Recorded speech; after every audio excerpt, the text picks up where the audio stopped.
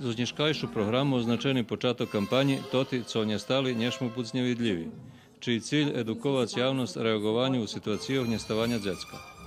Igor Jurić, snovatelj fondaciji Tijana Jurić, nahlašal, že se u tim roku dva raz zvekšalo číslo njestatih u odnošenju na prešli rok, ta preto baš važni registar njestatih osoba u Srbiji, kotri porušani toho roku. Prešloho roku njestali 1400 odrosnuti osobi, ale za 300 osobi še išće vše njezna dzesu, a tiž i za 8 dzeci. Tijanov zakon dos premenjeli i policija šviče reaguje. Međutim, nje dos sme zrobeli. Žadame, že bi u Srbiji zažila urgentna sistema obvisovanja u slučaju njestavanja dzecov, jak co to u drugih žemoh. Žadame, že bi dzeci buli vidljivi. Musíme mať informacije, že ktori dzeci i odrosnuti njestali.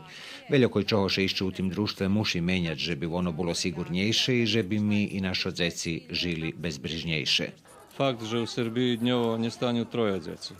Preto, popri institucijoh i hraždanje muša dat svoje doprinošenje u podzvihovanju svidomosti o číslu njestatih djecov, muša ukazati odvičateljnost i sprem svojih možljivosti uključit će do ih ljedanja. Pravda, že še veli prenajdu, abo še sami vraca, ali to, co še nikdo nje najdu, nješ mu bud zabuti. To poručenje nješkajše programi.